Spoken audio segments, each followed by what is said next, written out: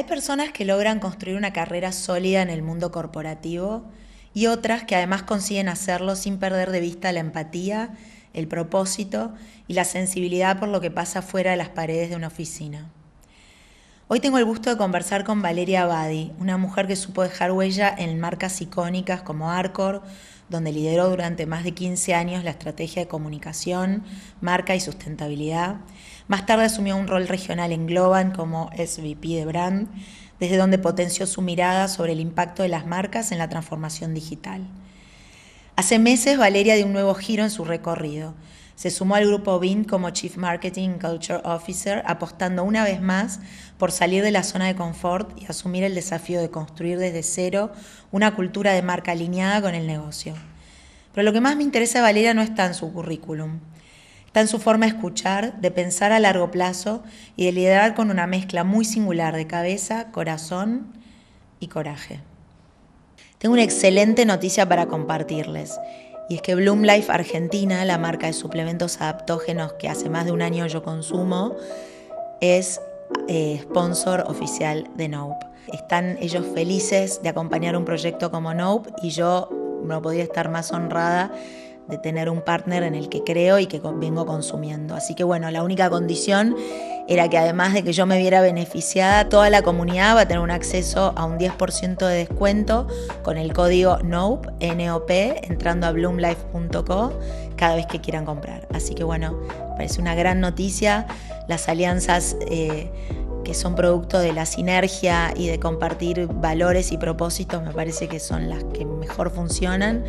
Y por otro lado, les quiero agradecer por estar del otro lado, como siempre. Muchos besos. Al fin, Vale, acá estás. Wow, qué lindo lo que dijiste. Me emociona. ¿Sí? ¿Te Gracias. sentiste? ¿Estuvo bien? Sí. Bien. Sí, empezamos bien, sí.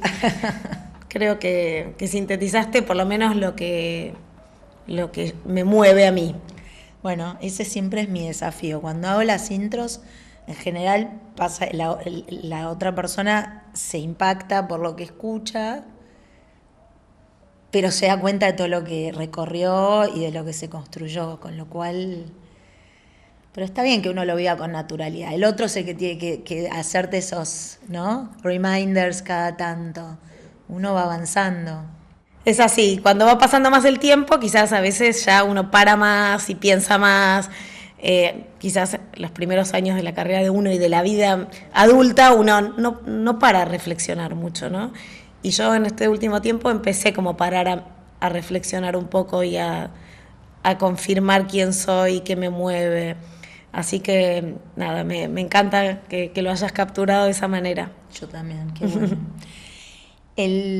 La primera pregunta que hago, como el ya cliché de este podcast, es ¿qué querías ser vos cuando eras chiquita? Así que vos también la pregunta.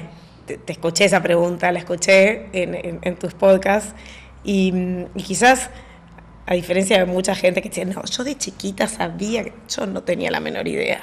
No siento que tuviese claro qué quería hacer, pero sí había algo de mi ser, de mí. Y hay una anécdota muy graciosa de cuando yo tenía 3 años. ¿3? 3. Ok.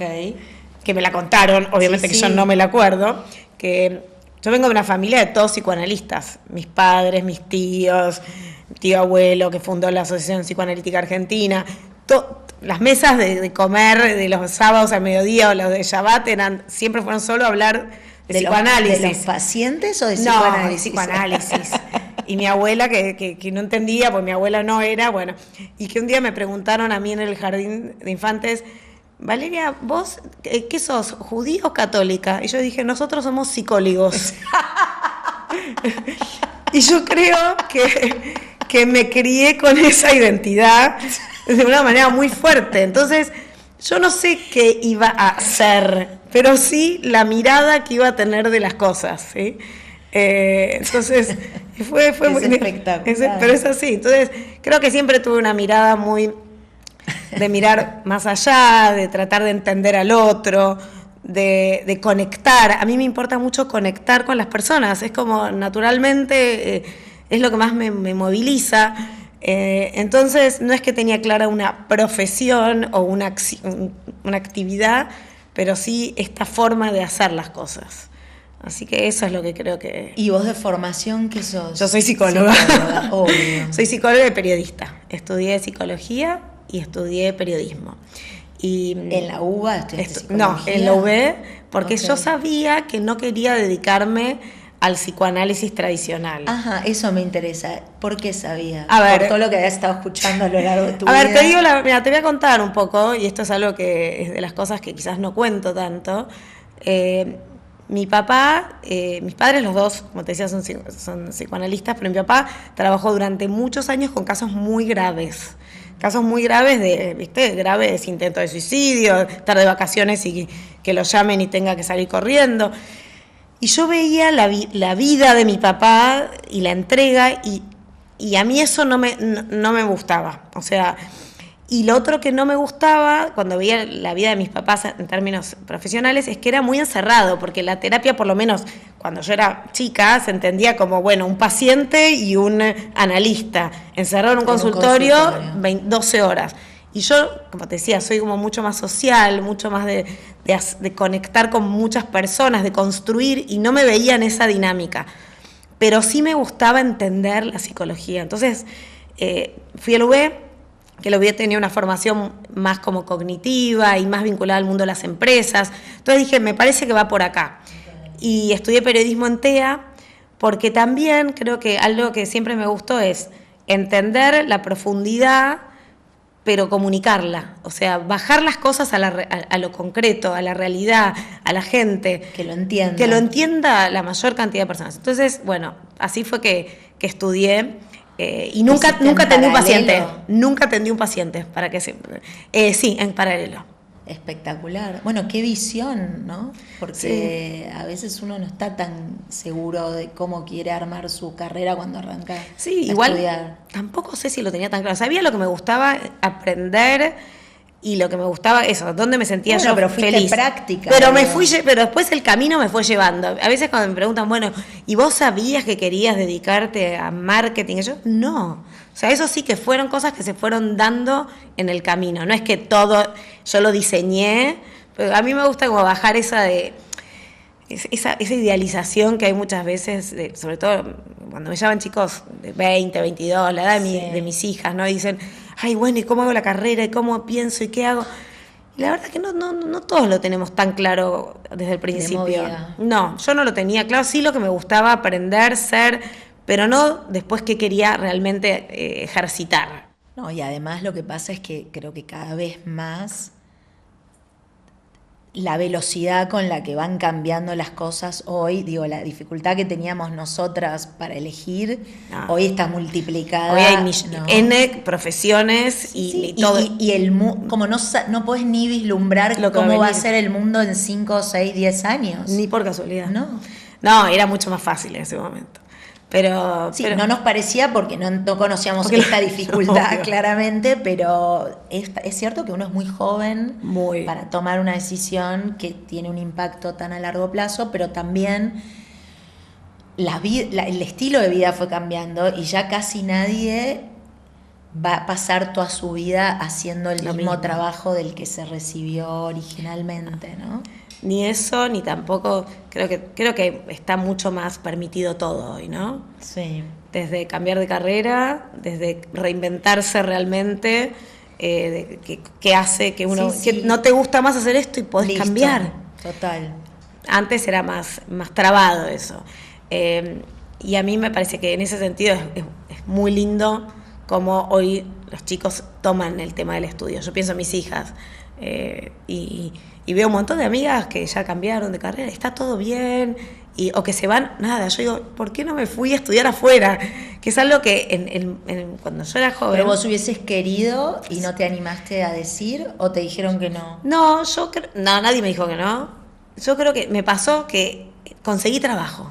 Conseguí trabajo cuando estaba en cuarto año. Dije, no, ya está, tengo trabajo, ¿qué me voy a ir ahora a hacer algo afuera? Y si después no consigo... No. ¿A dónde fue tu primer trabajo? En Edenor. Edenor trabajé varios años. Trabajé primero en Edenor, que era en ese momento, digo, para la gente joven que quizás... Sí, no sabe. Edenor en ese momento, en el fin del 90, era wow, porque todas las empresas privatizadas eran como el boom, Telecom, Edenor, ¿viste? De Sur, era como un boom. Y trabajé ahí y después trabajé para El Accionista, que era una empresa francesa, y trabajé para Latinoamérica en Electricité de France, porque el dueño de Edenor era una empresa francesa que era del Estado francés. Súper interesante, súper divertido, hasta que los franceses dijeron, este país no lo entendemos y nos vamos. Basta, dejamos de insistir. 2001 dijeron chao, y ahí cambió todo. Pero bueno, ahí arranqué. ¿Y cuando empezaste, que era una pasantía o de una fue un laburo?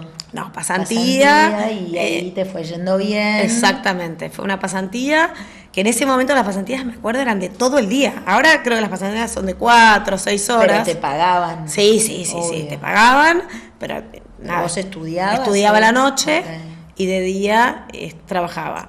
Y cuando me recibí... ¿Te cambiaste a la noche o siempre estudiaste de noche pues sabías que querías trabajar? No, yo estudiaba a la mañana en la UB, a la tarde en TEA. TEA es más corto, entonces terminé antes. Y la UB, el último año y medio me pasé a la noche para trabajar. No, yo al principio era una niña feliz. Iba a la mañana, a la tarde. Bueno, hacía siempre un montón. Sí, feliz pero enfocada. Sí, feliz pero enfocada. Total. Y el último año hice ese cambio. Que nada, estuvo buenísimo, porque gracias a eso me metí a trabajar antes de recibirme. Ya arrancaste como en una carrera corpo, ponele, que era un poco lo que vos... Ahí en Edenor estabas haciendo... Estaba en recursos humanos. Claro, yo empecé como buena psicóloga haciendo psicotécnicos, que eran los test, que ahora cada vez se hacen menos, pero los test ¿Se hacen menos o es que cambió la manera de evaluar? Mirá, primero, hay test que no se hacen más, que es un poco que eso cambió la manera de evaluar, porque antes se tomaban muchos test proyectivos, que son dibujar, ¿viste? Te hacían dibujar el hombre más, la casita, había que poner el pasto, el piso siempre un piso, el árbol, la persona bajo la lluvia. Había otro test que se llama Rorschach, que es de las manchas, que son test súper profundos. ¿Qué quiere decir? Que la verdad que la información que puedes sacar de una persona, aunque parezca mentira, es mucha. Entonces empezó como, porque en Estados Unidos se prohibieron, dijeron no. Por la privacidad. Por la privacidad. Mira. Y sí, porque la verdad que no hace falta saber tanto. Entonces... Ok, pero ¿cómo evaluás una persona está medianamente ok para la jornada laboral sin enterarte de sus secretos más? No, porque vos podés... Mira, hay cosas básicas que entender, que la persona es una persona que está... estructurada, que tiene una manera de pensar, tiene una manera de pensar que basada en la realidad, que se relaciona con el entorno de una manera saludable. Eso lo ves con test más simples. Polémico. Es polémico. Mirá. Entonces ahora casi ninguno toma estos test. Pero ¿y el que te hacen cuando vas a renovar registro? El Bender. ¿Ese? No, el Bender es más para temas que tienen que ver con fallas neurológicas. O, por ejemplo, algo que detectás es alcoholismo. Sí, pero... Qué bueno que lo digamos, pues todos vamos y pensamos qué es esto, cualquiera. No, es increíble. A mí me pasó de tomar el Bender a una persona, te estoy hablando cuando estaba en Edenor, un señor que les tomábamos para los que iban a hacer trabajos de alta tensión. Entonces era gente que iba a subirse, ¿viste? A estas escalera, torres, y necesitas que esté muy bien, porque sinceramente es muy peligroso el trabajo. Entonces le doy la consigna y el señor, en lugar de hacerte, ¿se acuerdan lo que hicieron seguramente? Que tenés que hacer una vez cada dibujo. Claro. Bueno, él cada dibujo lo hizo N veces, lo repetía. Yo tipo... y eso... Y lo invitaste a pasar a otra salita. Eso tiene un diagnóstico. Un diagnóstico. Sí. ¿Y vos sentís entonces que si no te hubieses metido en Edenor, por ahí te hubieses ido a estudiar afuera? Sí. ¿A estudiar qué? Un MBA. Un MBA. Porque yo siempre sentí y sigo sintiendo que mi formación fue muy humanística. Después yo estudié muchas otras cosas, pero siempre como muy en lo humanístico. Sí. Y me faltó algo más hard, algo más de números. No parece que te haya faltado nada, te digo, por el recorrido que tenés, pero... Siempre faltan cosas. Pero tal vez en ese momento hubieses elegido un MBA. Sí, yo en ese momento lo pensé, Pero yo en el fondo... ¿A dónde querías ir? Estados Unidos. Sí. Pero en el fondo soy muy apegada a mi familia y en ese momento no me animé. No te animaste. No me animé. Ahora con mis hijas es como, quiero que bueno, si quieren, ¿no? Pero Bueno, como... ¿no te animaste a alejarte de los psicólicos? ¿Cómo eran? Los psicólogos. Los psicólogos. Se ve que no. Los psicólogos habían hecho un buen trabajo. Habían un trabajo ahí de que... Te tenían agarrada los psicólogos. Sí, y se ve y que ahora sí. tus hijas sí las estás... Mis hijas, bueno, la mayor, Vicky, está en Ditela estudiando tecnología. Nada que ver conmigo. Tecnología Tecnología ¿es una digital. carrera nueva? Sí, es una carrera como una ingeniería con mucho de AI. Mira, Nada, nueva, me claro. acerco a mirar lo que estudia y no puedo entender nada. Es como que son todas fórmulas inentendible. copado. Y ella es Vicky, que es la mayor, y Lu, que está en 5º año, va a estudiar lo mismo. Las dos, Bueno. o sea, nada que ver conmigo.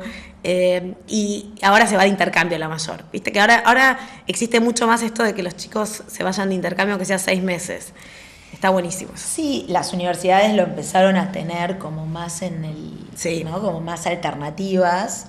Creo que como la digitalización y qué sé yo del mundo permite que todo sea más simple también, porque a veces parecía impensado. Esta época que decís vos, era irte literal. La comunicación era distinta, era como también una duda hacia dónde uno va. Hoy, o sea, estás a un DM de distancia de cualquier persona en cualquier parte del mundo. Sí, yo creo que era realmente hacer como un corte. Claro. Hoy no existe, un corte, no hay cortes. ¿no? Porque ya vivimos todos mezclados, sí, total, de alguna manera. Totalmente. Y de ahí de Denor te fuiste a los franceses que habían comprado Denor. Exacto. Ahí ¿Siempre recursos humanos? No. Ya ahí empecé a trabajar en comunicación. Yo trabajaba fue así, yo en Edenor un día vienen unos franceses y mi jefe, que lo adoro, que hoy es el número 1 de Edenor, Edgardo, me dice, Valeria, vos que hablas francés, anda, que viene un ejecutivo. Con la comitiva. Entonces me metí, estuve ahí, qué sé yo. Bueno, y cuando ellos decidieron armar Electricité de France decidió armar como casas matrices por continente, porque empezaron a comprar empresas de energía en todo el mundo, decidieron armar en Argentina la casa matriz para toda América, incluso Estados Unidos, porque tenían inversiones en todos lados. Y claro, yo hablaba francés, entonces el señor que me había conocido en ese momento, Cyril, pidió que yo pasara ahí. Entonces, y ahí mi rol era recursos humanos, pero a nivel como de los puestos altos, como hacer seguimiento de carrera de los niveles altos, y comunicación. Que ahí para mí comunicación era nuevo. Yo había hecho comunicación interna. Qué raro, pero ¿era comunicación externa? Externa. Y recursos humanos. Sí. Ok. Sí. Pero a nivel corporativo, ¿qué quería decir? Pero vos por ahí captar gente afuera. Exacto, también. exacto. Y comunicación con los medios, representando al accionista. O sea, Edenor tenía su comunicación, cada empresa tenía su área de comunicación, pero yo cuando había que representar al accionista, era yo y la verdad que fue una experiencia increíble. Me encantó trabajar con los franceses, súper ordenados. Me acuerdo, en agosto te daban la agenda del año siguiente para que ya vayas agendando, en papel, obvio, Claro. las reuniones del año que viene. Tipo, un mundo planificado, muy... ¿Ahí cuántos años tenías? Y yo entré y debería tener 25, 26. Era súper joven. Y claro, bueno, sí, 25, 26, y a los 29, a los 29 me casé, y a los 30 nació Vicky, mi hija mayor, y ahí fue que ellos estaban diciendo, no, este país es un quilombo, nos vamos. Entonces ahí me dicen, mira, nos vamos, bueno, no me dicen a mí, le dicen a todos los que éramos parte de ese equipo, de Headquarters, digamos, Sí. Estamos vendiendo todas las empresas, vendieron Edenor, vendieron la empresa que tienen en Brasil, en México, en Estados Unidos, todo. Me dice, si te querés, podés venir a Francia. Ahora lo miro y digo, qué divertido, pero yo tenía una beba recién nacida, mi marido trabajaba acá, no había chance. Entonces ahí dije, bueno, no. y me tomé una licencia tipo de 9 meses. Y teóricamente yo tenía que volver a Edenor, porque como que el acuerdo era, si vos eras venida y la set queda. Exacto. Bueno, pero yo dije, no, yo no quiero volver, ya me parecía...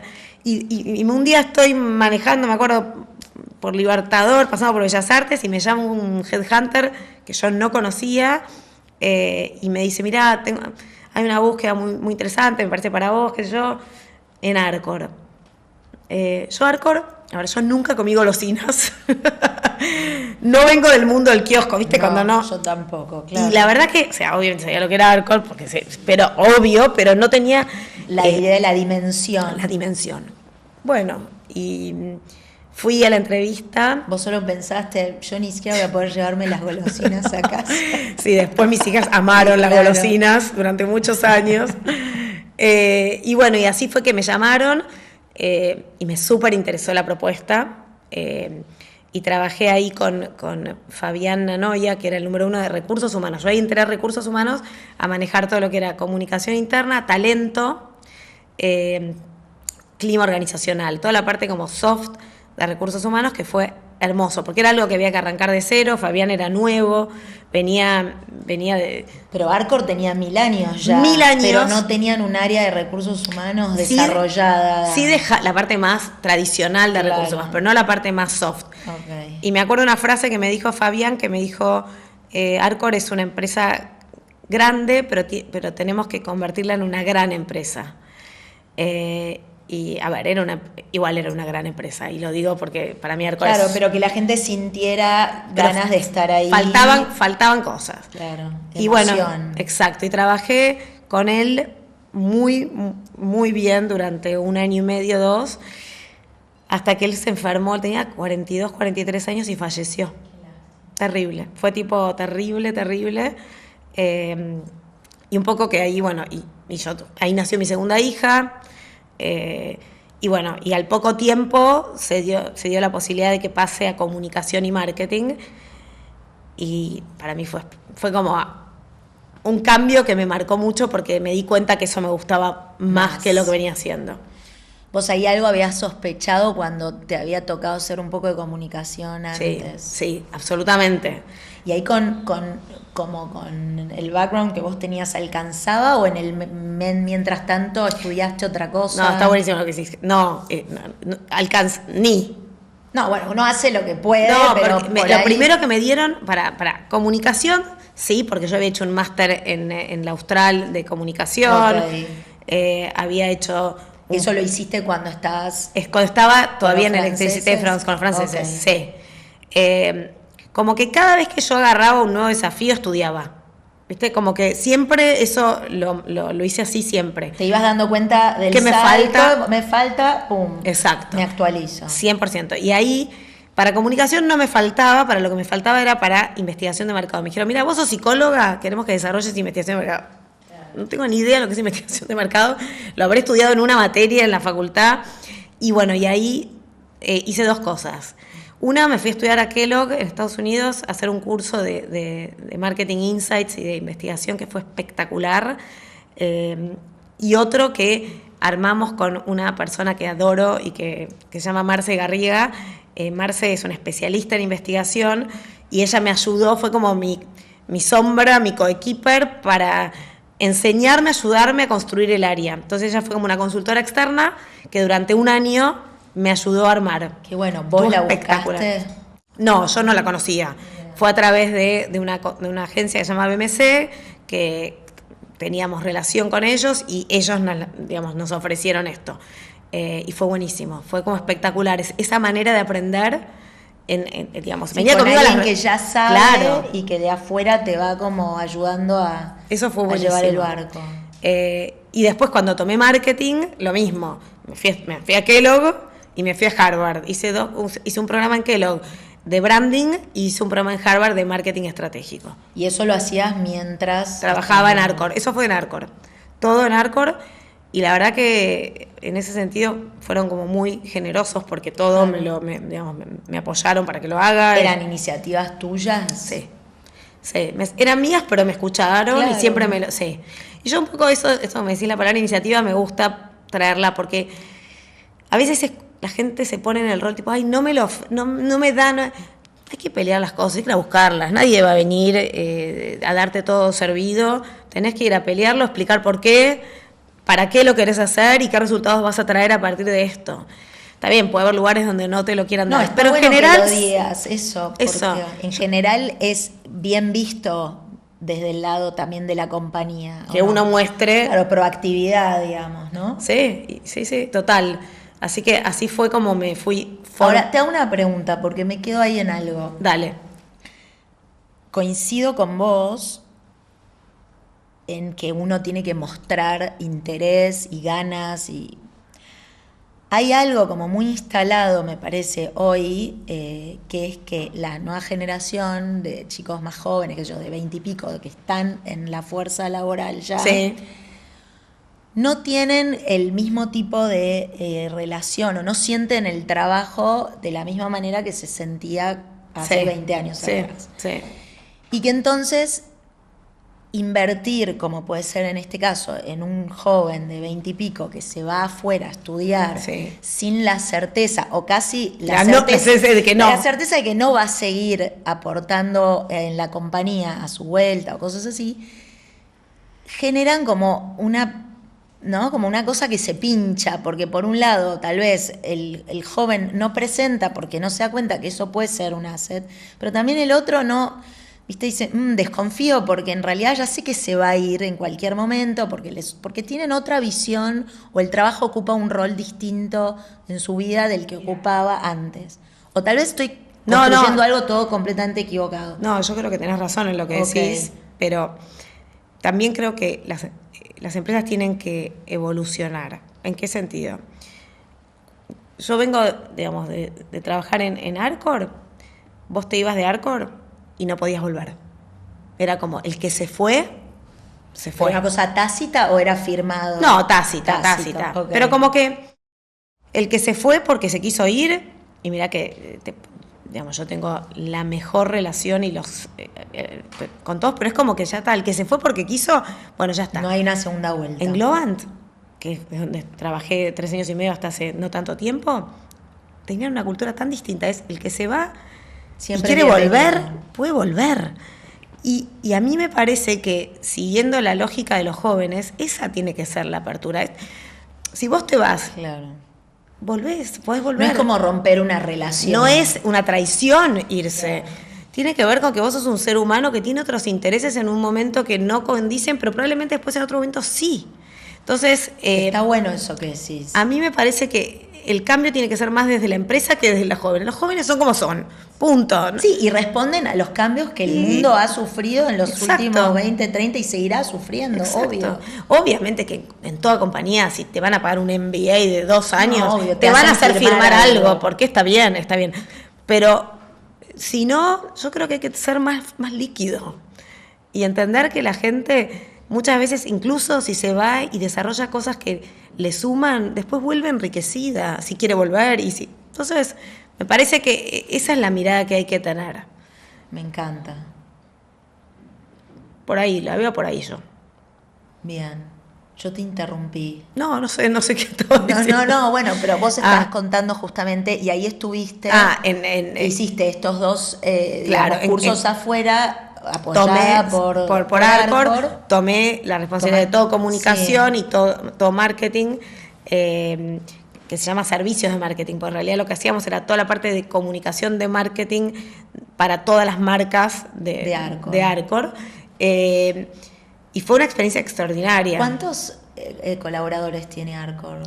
Ahora no sé, pero en su momento eran más o menos 22.000, más o menos. Tremendo. Bueno, pero son muchas fábricas. Y claro. Son muchas fábricas. No sé los datos de hoy, pero en su momento eran como 40 fábricas. Seguramente con toda la automatización cada vez tenés menos gente. Sí, pero son compañías enormes. Son pueblos. Sí. Y en algunas comunidades es increíble, porque eso es re lindo de las empresas que tienen fábrica. Vos vas a los pueblos del interior y la fábrica es como el ordenador social, es el eje del pueblo. ¿Entendés? Hay en Arroyito, que es donde empezó Arcor, porque Arcor se llama Arroyito, es por Ar de Arroyito, Cor de Córdoba. Ok. Arcor. No sabía eso. La gente dice que el sonido de que hacen en la fábrica, no sé si es algún motor o alguna, no me acuerdo bien Sí, marca los horarios como si del fuera pueblo. La campana de la iglesia. Campana total. ¿Entendés? Entonces es muy lindo cuando en el mundo industrial, porque después que pasé a servicios me doy cuenta de la diferencia, Claro. es muy lindo ver cómo armás comunidad, cómo la gente gira alrededor de la fábrica, no solo el trabajo que das directo, indirecto, cómo educás, cómo... Sí, es una cultura que trasciende la compañía. Absolutamente. Y hay como toda una mini sociedad en torno a eso. Sí, sobre todo en los pueblos chicos, es increíble eso, muy lindo. Así que bueno, y eso fue, estuve 16 años en Arcor. ¿Pensaste que iba a estar tanto tiempo en un lugar? No, pero nunca, siempre dije lo mismo, en Arcor me pasó que siempre, nunca pensé en irme, es como que no era un tema, no es, ¿cuándo me voy a ir? Yo Fue estaba, pasando el tiempo y vos estás cómoda y disfrutando de lo que hacías. O sea, había siempre un desafío. Siempre. Hasta que llegó el momento en que sentí que ya sentí que me estaba un poquito reiterando. Cuando vos te fuiste, ¿cuál era tu posición? La misma que en los últimos años, que era gerente corporativo de comunicación y servicios de marketing. Claro. O sea, en tu área ya no había nada más para hacer. No había nada más que hacer. Para arriba, la persona que mi jefe era el número 1 más de asuntos públicos y de lobby, que era un rol que no es que yo aspiraba a eso, claro, porque no me interesaba y no era mi perfil. Y un poco como que sentí que empecé a reiterarme, como que... Pero bueno, también fue un momento... Cuando yo empecé a sentir eso, fue un momento en el que dije, bueno, pero ¿qué hago mientras tanto para no aburrirme? Y ahí fue que me metí... Bueno, yo me metí siempre mucho en roles en organizaciones civiles. Yo fui presidenta del Consejo Publicitario y después presidenta de DIRCOMS. Que lo que me daba es como, digamos, bueno, dentro de lo profesional, cosas que me motivaban, sí, cuando en el momento del trabajo estaba hasta ahí, como, ¿sí? Y también me empecé a dedicar más a la docencia. Como que empecé como a decir, bueno... A diversificarte. Exacto. Y bueno, y después de un tiempo, nada, hice un proceso de coaching que... A mí me daba como un poco de, no sé, claro, no rechazo es la palabra, pero como que no creí. No lo contaste en la mesa de Shabbat. Después sí, después lo blanqueé. Después lo tuviste que blanquear. Pero decir que yo iba a hacer coaching era como, ¿what? Aparte toda la vida hice terapia, no es que no hago terapia. Para eso te hubieses ido a estudiar afuera como querías. Tal cual, bueno. Ay, sí, tal cual, pero bueno, uno tiene que mirar para adelante. No, y además creo que han demostrado los coaches que sirven. Por eso. Yo, la verdad que, bueno, pero ¿qué hice? ¿Qué hiciste? Fui una coach que era psicóloga. Obvio. Porque si no hubiera ido. Y la Tenía que tener credenciales.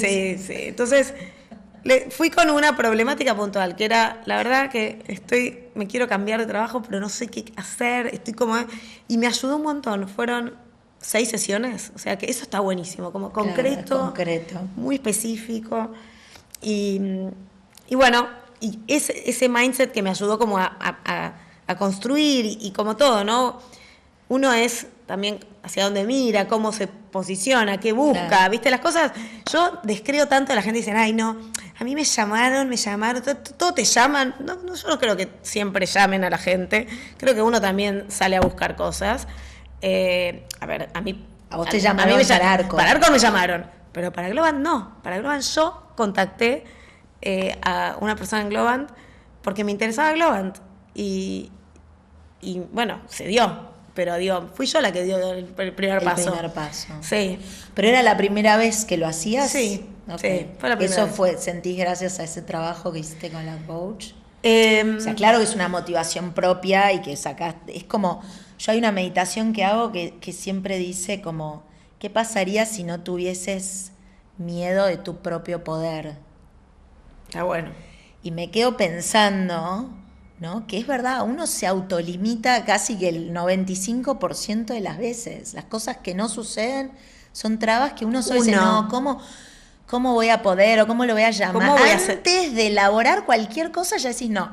Es así, tal cual. Bueno, yo creo que me ayudó la coach y no sé, fue un rapto Sí, ¿por de espontaneidad absoluta. ¿Y por qué no? Re. Y fue un mensaje por LinkedIn lo que mandé, no es que... Bueno, igual no es que eras una No, ya sé, escribiendo un mensaje por LinkedIn. Ahí se le habrán prendido todas las alarmas. Está escribiendo. No, obvio que no, es verdad, tenía mis credenciales. Claro. Pero bueno, fue un mensaje por LinkedIn. A Pato. Sí, a no, Pato. a Pato. Sí, le digo, Pato, no nos conocíamos. Mirá, divina, en un minuto. Y nada, y se dio. Así que ese fue un cambio que yo busqué. Qué bueno es que lo cuentes también, porque es algo que, no sé, creo que ya voy como más de 170, no sé cuántas entrevistas a mujeres. Y creo que hay un aspecto de solidaridad entre nosotras que hay que seguir reforzando. Creo que lo damos por sentado, nos parece obvio, re solidarias, qué sé yo. Yo no encuentro tantas historias como esta que vos acabás de traer, y por eso agradezco que lo digas, me parece que habla súper bien de ambas, pero que hay que hacer más de esto. Absolutamente, absolutamente. Por eso yo lo cuento, y yo lo cuento siempre, porque más de decir el nombre, con quién fue, yo siempre cuento que me animé a pedir y hubo alguien del otro lado que escuchó y no se Exacto. sintió amenazado y no pensó que era un problema. No, exacto. Bueno, y así fue que entré a Globant. ¿A hacer qué? ¿Cuál era el puesto? Como Senior VP de Marketing y Comunicación para Latinoamérica. O sea, el rol era, digamos, ayudar a que crezca el negocio en Latinoamérica. Okay. Eso fue un año y después pasé al rol global. Era un rubro que nada que ver con el tremendo. Al principio, los primeros 2 meses me quería suicidar. ¿Viste qué hice? ¿Para qué mandé ese mensaje por LinkedIn? No, igual lo que yo siempre dije y me decía en ese momento es, ¿viste cuando te dicen, bueno, un novio saca otro novio, un clavo saca otro clavo?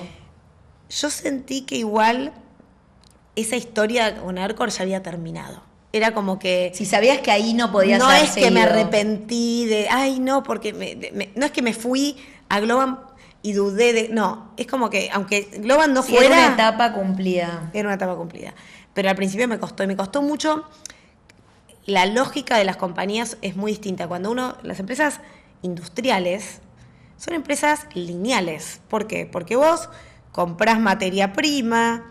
investigás, desarrollás un producto, lo testeás, decís, ok, entra a la línea de producción, sale un camioncito, haces una publicidad y sale al mercado. Eso lleva mínimo 1 año, máximo 2 o a veces 8 meses.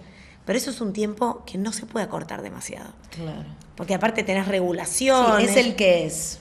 Secuencia. En el mundo de la tecnología y de servicios es todo...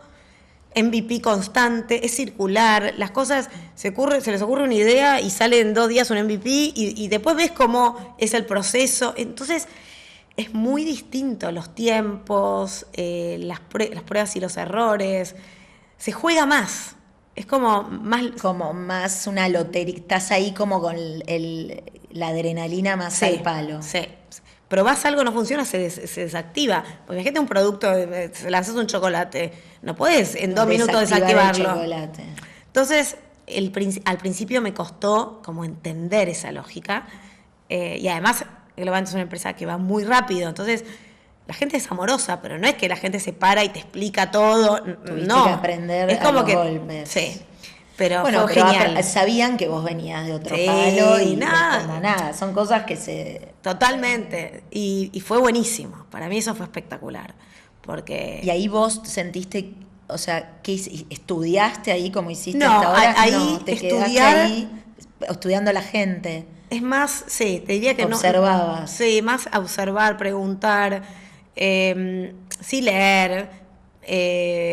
Después el año pasado fuimos a Stanford a hacer un programa que varios fuimos, que también sirvió, pero más que nada era entender el negocio con los del negocio. Sí, ahí no fue, me falta expertise a mí que lo puedo ir a contar. Pero sentiste que te bancaban también en el proceso y que había otras cosas que vos podías aportar, me imagino. Muchísimas, claro. O sea, realmente sí, fue como muy lindo eso, como que se me valoró mucho y tuve un lugar muy bueno porque traía cosas que no había, y esa sensación que te digo de incomodidad creo que fue más mía, no sé, no es que la gente se dio bueno, es cuenta. salirse de la zona de confort, también han estado mucho tiempo en un 16 mismo años lugar. es mucho. Vos conocías de taquito la otra compañía. Mucho. Claro. 16 años es muchísimo tiempo. Y bueno, y lo de Globant fue, nada, fue adrenalina. Una vez alguien de Globant me dijo, Globant es como un poco adictivo y adrenalínico. Y claro, tiene algo de eso. Y bueno, nada, y la verdad que a mí me encantó la experiencia. Pero bueno, en un momento sentí que no era más mi lugar. ¿Y ahora qué estás haciendo?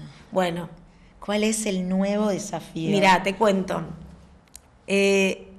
A ver, como me pasó con Arcor, primero fue que me di cuenta que ya había terminado en mi momento donde estaba. Sí. Que fue más corto, porque la verdad no fueron tantos años, pero ya sentí que había aprendido lo que podía aprender, había hecho lo que quería hacer, y empecé también a decir, bueno, ¿por dónde?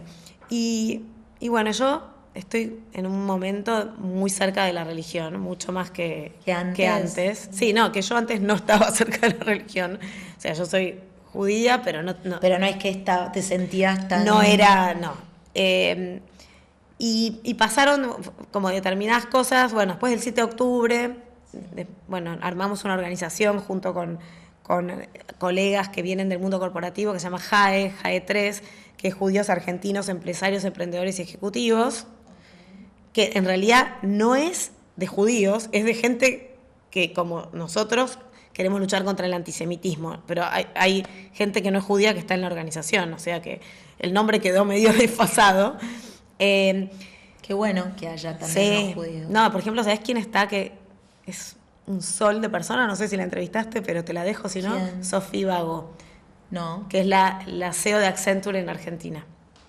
Ella es parte de JAE, no es judía, y es muy linda porque la ves que va con su cruz, porque es muy creyente, católica muy creyente, y va con la chapita por los rehenes. Es increíble.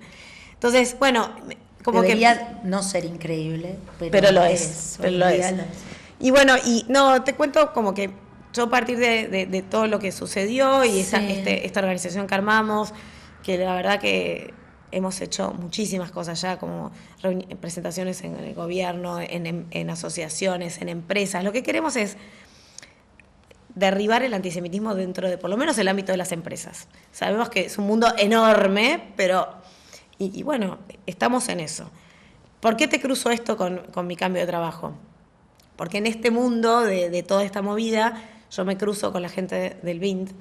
El BIND es un ecosistema financiero que es muy, muy grande, con un perfil muy bajo. Que hasta ahora fue, creo que, una decisión. Tener el perfil bajo. Sí. Para que sepas, el BIND es el banco del 80% de las fintech de Argentina. Es el banco de Mercado Pago. ¿Sí? Digo, como para... es muy grande, pero muy low profile.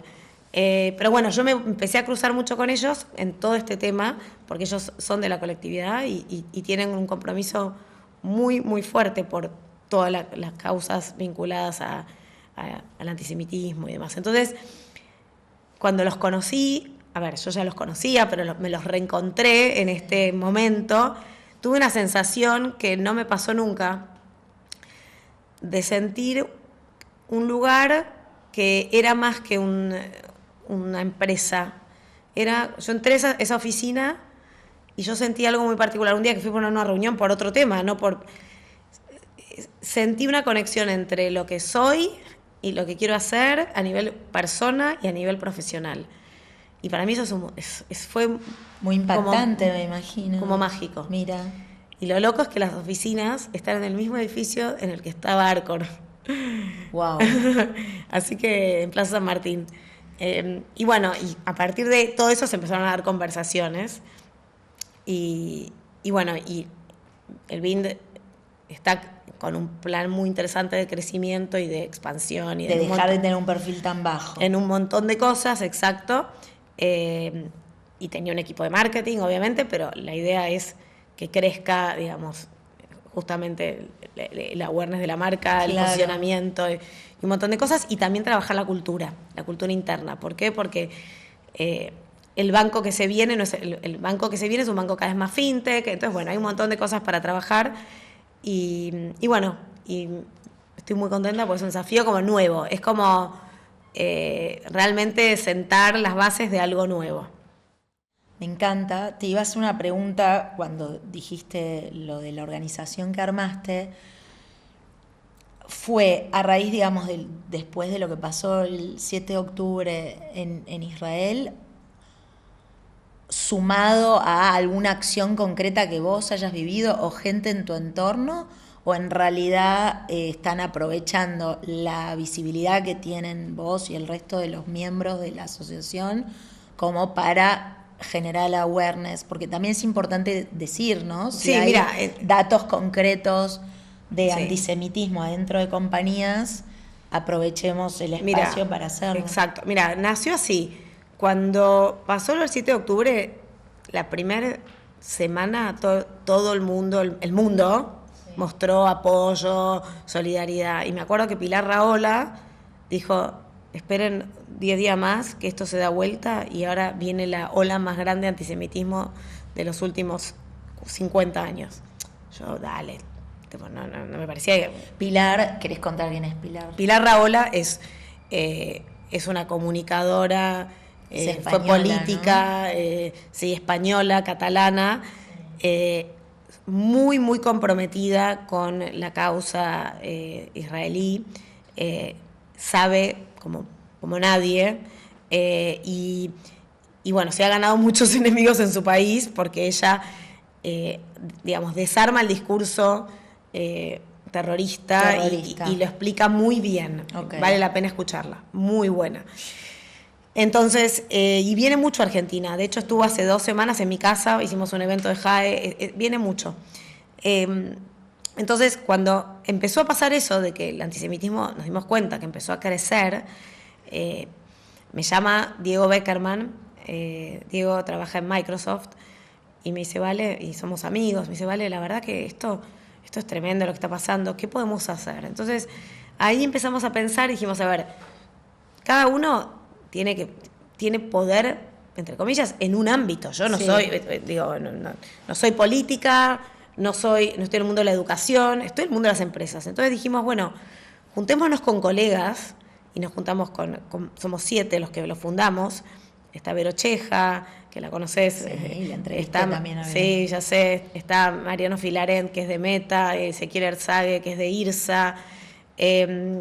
Bueno, Diego Beckerman, está Caro Sang, que es abogada. Sí, yo soy muy amiga de la hermana. De Nati. De Dani. Bueno, y dijimos, bueno, trabajemos en el ámbito que nosotros conocemos, que es el de las empresas. ¿Por qué? Porque habían empezado a surgir situaciones, esto que preguntas, tipo en Microsoft en Estados Unidos, gente poniendo banderas palestinas y diciendo mensajes en contra de los judíos en en el canal interno de la compañía. O interrumpir a alguien que está hablando en un evento interno, Free Palestine, y hacer entonces, a partir de ahí dijimos, bueno, trabajemos por lo menos. Nosotros no nos metemos en política, no nos metemos en si lo que está pasando a nivel político. Nosotros lo que hablamos es, nadie se merece ser discriminado, nadie. Así como las áreas de DEI hace años vienen trabajando temas de diversidad sexual, ¿sí? de género. Sí, Era un tema que no estaba en el radar porque no hacía falta. Bueno, ahora es importante. Okay. Porque hay gente que se siente incómoda, hay gente que no dice su identidad, hay gente que fue absolutamente maltratada en su trabajo. Hicimos una investigación el año pasado, que los datos son alarmantes, de gente que dejó de decir que era judío en el trabajo, gente que escuchó mensajes antisemitas. A ver, en Argentina igual estamos mejor que en otros países, sí, pero es un tema. Entonces, bueno, de eso nos estamos ocupando y estamos trabajando mucho con empresas y con organizaciones. Y cuando hay un caso, por ejemplo, un caso de un empleado que dice algo que no corresponde y nos llaman, damos charlas de sensibilización en la empresa. Es como educación, sensibilización, porque lo que nos damos cuenta es que en el antisemitismo la gran mayoría no es antisemita, es ignorante y repite estereotipos. Falta de información. Falta de información y consumir. Sí, bueno, pero siempre, existió un holocausto. Bueno, no. Que hay cosas que no... No, que no están en duda. Pero lo que digo es que hay una gente con la que no vas a poder reconvertirla, pero hay mucha otra que sí. Por lo menos creemos que sí. Bueno, qué bueno. Y entonces ahora vos lo que tenés que hacer es la comunicación de Vind. Exacto. O la cultura interna de Vind. Todo. De recursos humanos, o sea, toda la parte de cultura depende de mí y todo lo que es marketing y comunicación hacia afuera también. Bueno, me interesa porque de comunicación, ponele que sé un poco más, pero también quiero que hables de comunicación. Pero ¿cómo se construye la cultura interna de una compañía que ya existe, ¿no? No es que arrancaste de cero, bueno, estos son mis valores, estos son mis propósitos. ¿Cuál es tu plan? Bueno, ya lo empezaste a ejecutar. Para mí hay palancas que están siempre a mano, ¿no? Digo, hay cosas que es subirles el volumen y otras hay que bajarles, ¿entendés? Entonces, de repente, sí, hay desde modelos de liderazgo que son muy alineados a lo que uno quiere ahora, es darle exposición, ponerlos como caso de éxito, que sean mentores de gente que no está siguiendo esa manera de trabajar, lanzar programas que tengan que ver justamente con liderazgo, cambiar a veces herramientas de comunicación interna. Por ejemplo, estamos discutiéndolo ahora, si cambiar o no. Nosotros en Globant teníamos Slack, ¿sí? Que es una herramienta que es muy, muy típica en las empresas de tecnología. Sí. Las empresas más tradicionales usan más intranets y otros canales. Bueno, cambiar una herramienta de comunicación es cultura. Entonces, si vos vas a ese cambio, ya está. Primero, toda la organización trabaja por proyecto, porque son herramientas que te organizan para trabajar de otra manera, con más accountability, de que todo tiene un deadline, un tiempo y demás. Entonces, estamos en decidir qué herramienta migramos para ir hacia un modelo más techy dentro de lo que es el grupo. Más similar hacia donde quieren ir, más ágil. Exacto. Y después mucho es comunicación en el sentido más simple de la palabra. Vos querés que la gente cambie, tenés que explicarle mucho y contarles hacia dónde querés ir, cuáles son, de qué forma vas a medir.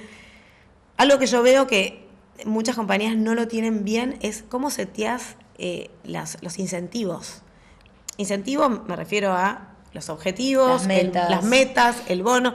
Si vos querés que una empresa venda, tipo, algo que se habla mucho es el cross-selling, ¿no? Si cada uno vende en una empresa, yo me ocupo de un producto. Bueno, está bien. Y vos querés que la gente empiece a hacer cross-selling y vender del producto del otro porque ya. Pero ¿qué incentivo tiene? Claro. Exacto. Tenés que. El modelo de incentivo y el modelo de organización, cómo diseñás una organización, es clave para lograr los objetivos que querés. Bueno, estamos en ese proceso. Está buenísimo, claro, es como que vos entraste a una institución exitosa, sólida, sí, pero que no tenía ninguno de estos componentes, tal vez, de las empresas ágiles. Lo tienen en una parte, porque hay una parte... Sí, con los clientes que tienen, tienen que tener hay una parte que es tradicional y una parte que es más digital. Bueno, ¿cómo hacemos para que todo sea más ágil? Y después darlo a conocer hacia afuera. Exacto. En paralelo, porque las cosas tampoco puedes esperar, termino de hacer esto y salgo, porque el mercado te come, no hay tiempo. Sí. Tenés que empezar a hacer cosas en paralelo.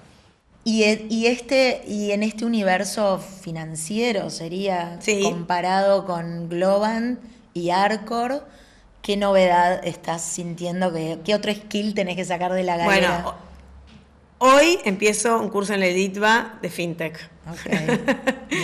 Porque, así como te digo, tengo que entender mucho más el negocio financiero. Que ahí sí, y algo que veo en el mundo financiero es que la gente suele vivir el mundo financiero toda su carrera. Entonces yo hablo con gente, el otro día estaba con una colega que trabaja en otra área y me decía, no, yo desde los 20 que trabajo en bancos, claro.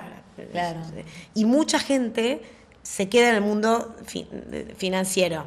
Sí, entonces, porque debe ser un medio rentable, por un lado, pero el que le gustan los números y qué sé yo, está cómodo ahí. No, le encanta, total.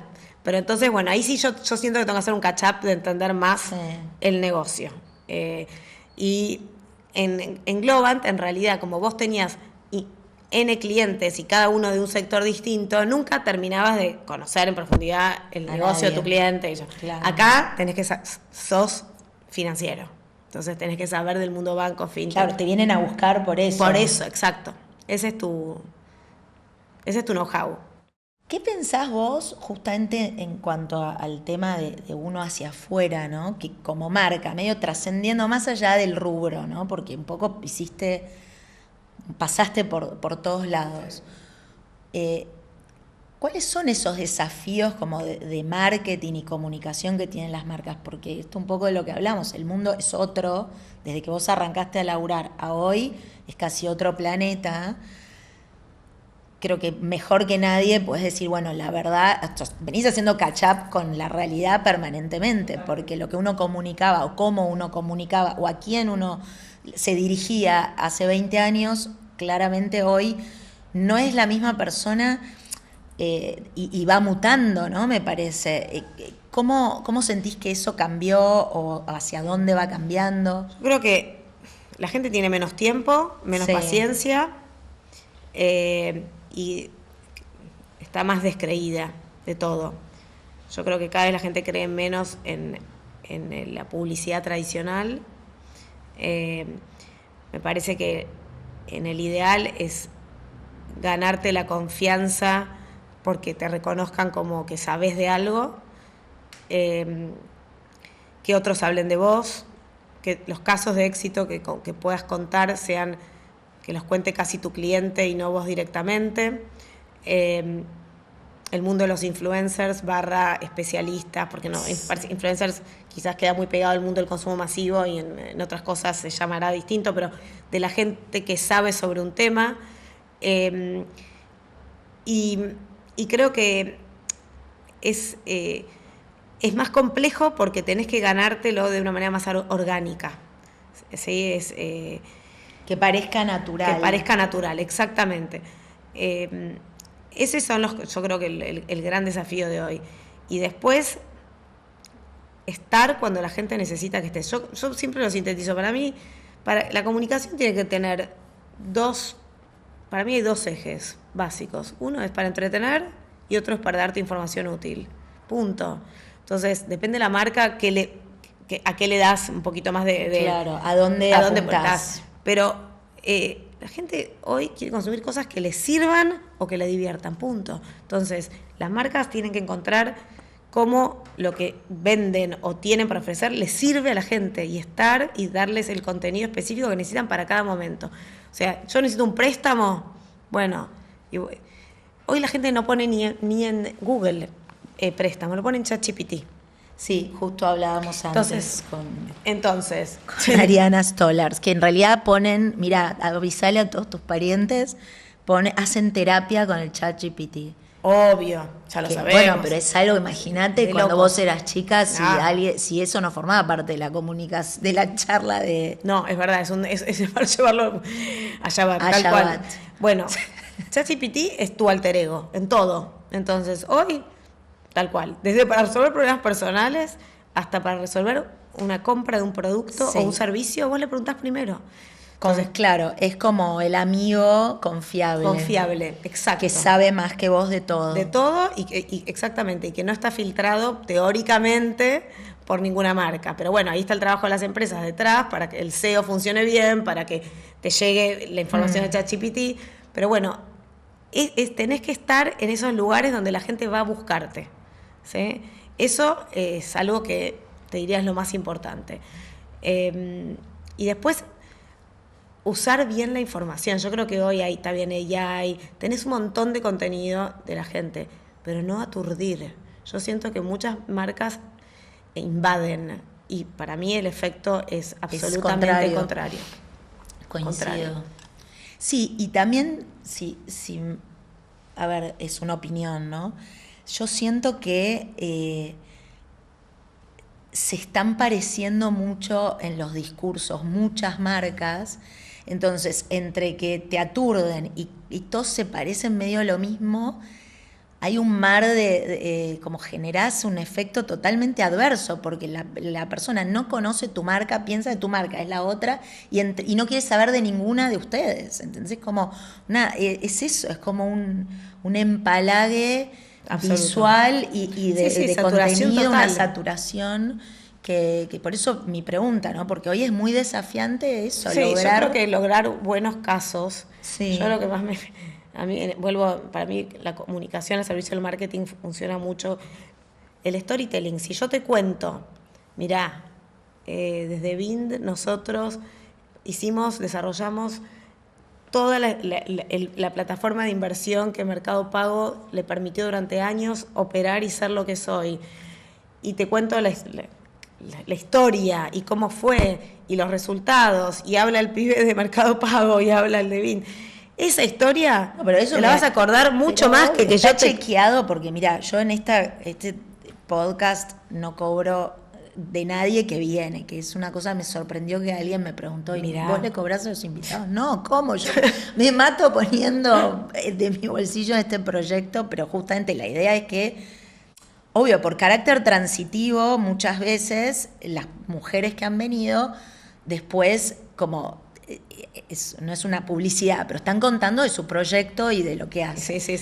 Entonces, pero todo el mundo que después me llama y dice, che, no sé, profesionales mismo, médicas que vienen y cuentan su recorrido. La cantidad de pacientes que me llamaron diciendo que escucharon el podcast. ¿Qué es esto? Es eso, es escuchar en primera persona un recorrido, una historia que es real, que tiene ups and downs, que tiene realidades, componentes de la vida misma, con las que te sentís identificado. Y estás vos en el medio, que vos sos la que valida. Sí. No, pero digo, ¿entendés? No es que esa persona... es que yo siempre creí que era importante construir una confianza con mi comunidad, pero bueno, después cuando me preguntaban si cobraba, ya ahí dije, nadie está entendiendo nada, pero no, hay gente que lo entendió y valoro que lo perciban, pero digo... Yo lo que quería decir es el impacto de escuchar una historia real. Es absolutamente distinta. Puedes poner no sé cuánta plata en publicidad, que no es lo mismo. La publicidad, a ver, no quiero decir que no funciona. No, es parte del kit que hoy tenés que usar. Obvio. Es parte del kit y es el awareness.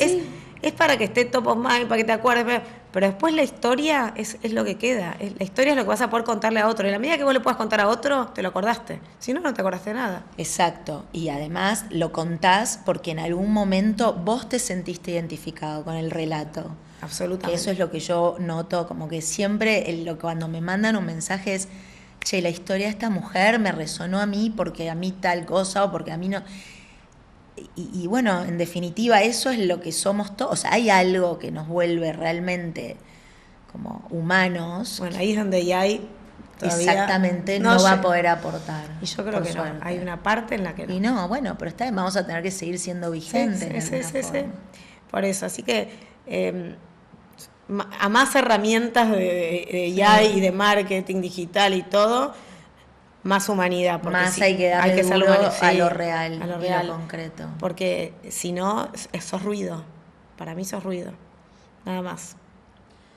Vos sabés que tengo la fortuna de que hace poquitos meses me empezó a apoyar Bloom Life, que es una empresa que hace suplementos que son adaptógenos.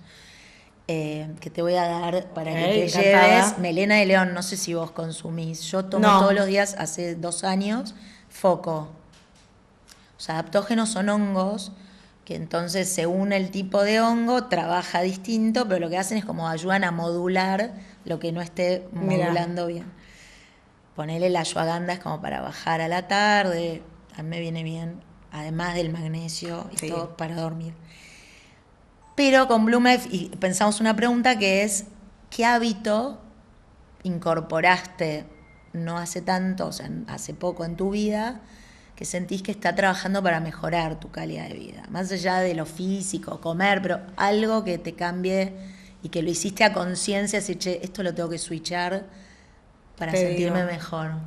Bueno, hace 6 meses que todas las mañanas rezo. ¿En casa sola o vas al templo? No, en casa. Okay. Muy corto, pero muy, muy importante. Hay un rezo que se llama, en hebreo se dice modéani, que es como gracias, como doy gracias. Cuando te despertás y pones los pies en el piso, Sí, cuando bajás la cama. decís, tiene 2 líneas, que es tipo, doy gracias como a que mi alma volvió a mi cuerpo y que me levanté, que estoy despierta.